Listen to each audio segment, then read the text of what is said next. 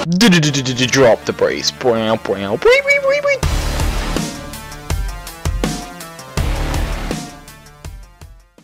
Hey everyone, Mike here from FullHouseRS, and today I am bringing you part 2 of my mini-series Reaching for Infinity, the mini-series in which I go for full infinity just through Mage Training Arena points.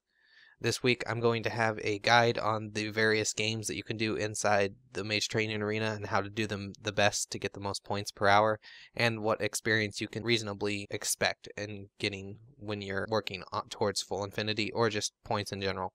I'm going to start off with what is probably the slowest game, and it actually is the slowest game in the Mage Training Arena, which is the telekinesis part, which is pulling the statue throughout the mazes inside the Mage Training Arena. It isn't that hard in the fact that you get the same mazes over and over again sometimes, and once you memorize mazes, it's not hard to figure out how to pull the statue in a decent amount of time.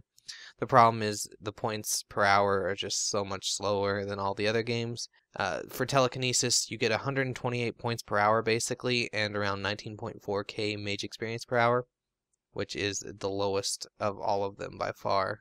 Not in experience-wise, but points is just, it can feel so slow, and there's really nothing you can do to speed it up. The only real help that I can give, or hint I can give, is that you don't have to actually be standing in the exact spot where you want to pull the statue. You can just be on that side. If you're, say, on the right side and use telekinesis, it's going to go to the right.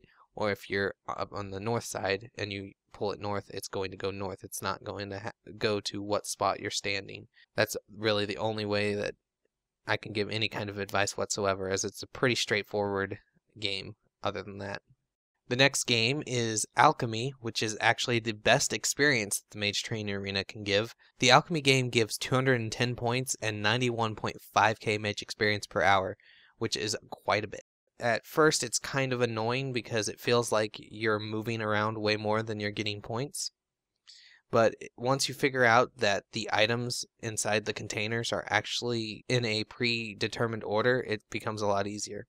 And what I mean by a predetermined order was when they randomly are put into a container, and say you find the container that contains an adamant helm, well, the other ones will go in the same order that is shown in the top right corner. It'll be leather boots, adamant kite shield, adamant helm, emerald, and then rune longsword, followed by 3 empty ones. It'll keep doing that in clockwise fashion. So once you figure that out, and you say find your kite shield container and you want to find the emerald container, just go 2 more containers clockwise and you'll find the emerald. And it'll keep doing this until it resets. And then once it resets, you'll just have to find the one you're wanting to alch again. The basis of this is to find the 30 GP items to alch for, or you could just go for the free alching, but that's really slow if you're going for points. Overall, it's not too bad of a game at all. Now the third game is probably the easiest ones to get points for the fact that you just have to stand there and out to hit a lot of damage, and that is the Graveyard.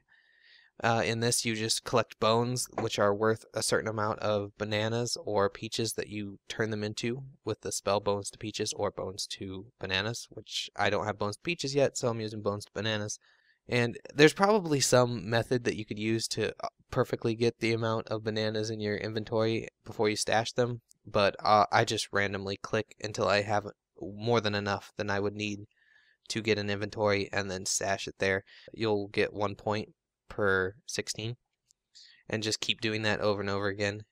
If you wear armor and stay, you don't even need food if you bring armor actually, so you could just out hit all the damages since they do really low damage since the EOC.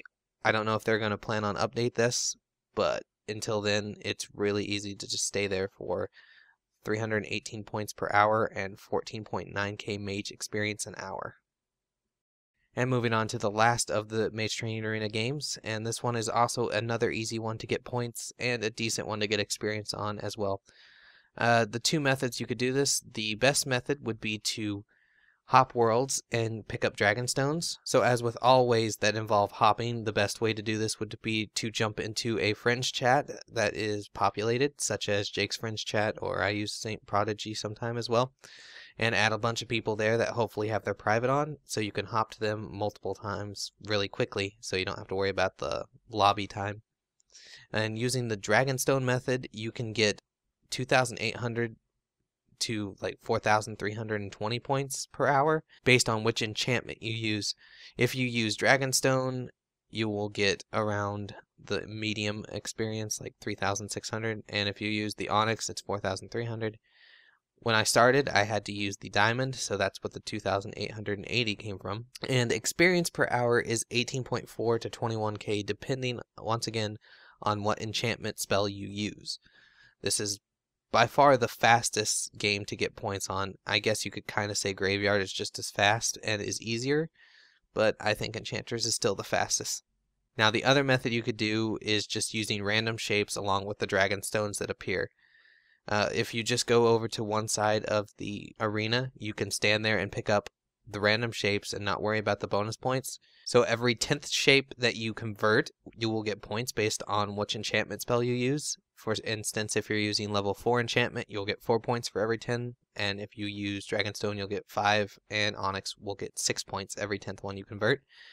And this method is a little bit slower in the points department, at only being 1.3k to 1.8k per hour, but it gives a lot more mage experience at 54.9k mage experience per hour. Keep in mind these numbers are relative to how fast you want to click and how often you pay attention to the screen. And now that the explanation of the games are over, I can show you my progress for this week, and it's about where I wanted it to be. As you can see, I got the Infinity Top, which for some reason it has the most stats, it has the best stats out of the items that you can buy, but it doesn't cost the most. The Infinity Bottoms actually cost more. So it's a little odd, but we can see how far I'm from the bottoms by checking with him. Let's see, I'm halfway to the enchantment points. Let's see what the cost is real quick. Bottoms value. Okay, so yeah, this is the cost with the amulet factored in, the 5% discount. And so you can see I have plenty of graveyard points. I'm getting close to the alchemists, and I'm halfway there for the enchantments, basically. Telekinetic is so much the problem with this, is that takes so long to get the points. But once we get that, and actually once we get the top hat as well, the rest will just be so easy, because then we just have the boots and the gloves, and those I could get them both in one go, in 1 week probably. So it's not as hard as I thought it would be. It's a little bit monotonous, but you know, what isn't in this game? Just kidding, I love this game so much. Oh, that about wraps it up for this week's Reaching for Infinity. Hopefully next week I'll have another piece to add to the list on the collection of what I will have. And maybe even getting a step closer to the hat. So until then, this is Mike from FullHouseRS, and I'll see you next time.